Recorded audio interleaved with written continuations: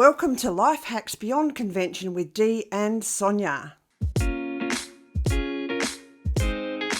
Yeah, I wish it'd get cold here.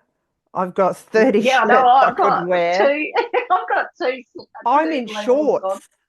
Oh, yeah, no, I'm not. It's actually a beautiful day, but it's not warm. Yeah, it's going to be 26 here. Yeah, that's warm. Yeah, it's getting scary. It really is. Like, there's just no rain on the horizon. I know there's a lot of farmers dry seeding, but they might just be spending thousands of dollars for nothing. Well, I was just talking to a farmer last week or the week before, and he said that there were a lot of people around dry seeding, but so it's too dry. He's actually hasn't dry seeded yet. He just said know a because couple of he's people likely to lose his crop. Yeah. Well, we know a couple of people that aren't going to. Are or aren't? Aren't going to seed. Yeah. Because they're cut off for their sort of metrics that they've looked at is halfway through May. And what we're two days off the halfway mark. And yeah, there's no rain. Nothing. Well, I heard, I don't know if this is true, but I heard someone say that there's only been 80 mils of rain in the area since in the last 12 months. Yeah, that would be about right. That would be more than we've got, I think. I might be wrong. For a whole 12 months, I mean, that's devastating. No wonder everyone's feeling the pinch. It's the most severe drought. It's not the longest or anything else, but it's the most severe because we've had so little. So I did see a long-range forecast saying that there's going to be a build-up on the west coast, Western Australia, in a couple of weeks' time, but that will probably be too late for most people here because that'll come across if it even happens. So yeah, it's I'm just seeing if I can look at the weather. No, not a skerrick anywhere. Yeah. Yeah, it's dry, isn't it? I don't know what it's been here. It's definitely drier here than average, but it's not as dry as over there. Yeah. We still would have had more. Well, we have since I've been back here, there's been little pockets. Now, it hasn't been huge amounts, but it's been a bit.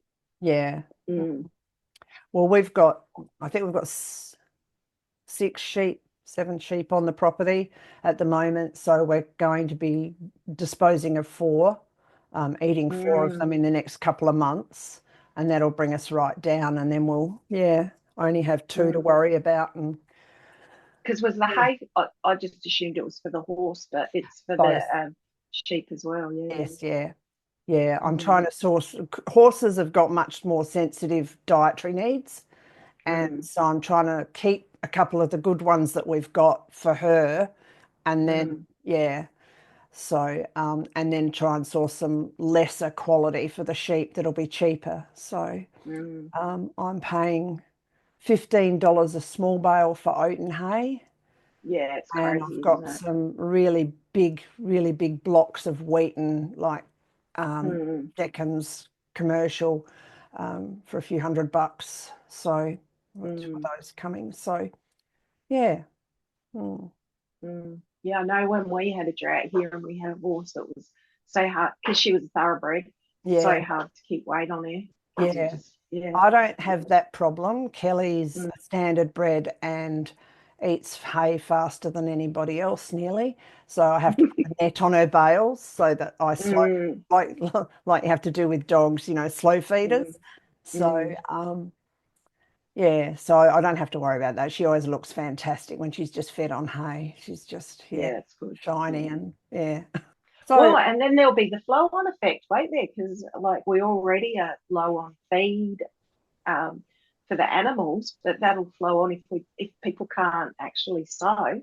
Well, and we're going to end up being light on. Yeah, we're not going to have the whatever wheat, barley, oats for other produce either. Yeah, it's primarily South Australia that's going through this. New South Wales and Victoria, I think, is pretty good.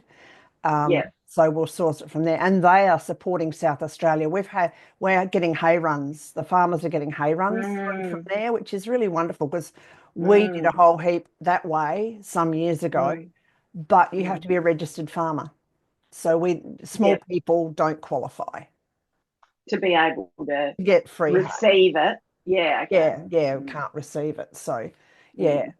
So, but I guess the big farmers really need it. Otherwise, they will have to destock, and that, puts too many animals in the system to be, or drive the prices down of meat temporarily. Then it'll go up because there's none available, and then you've got to get your breeding stock. And of course, with the floods, thousands of breeding stock, and a lot of it very good quality, has been lost in the floods.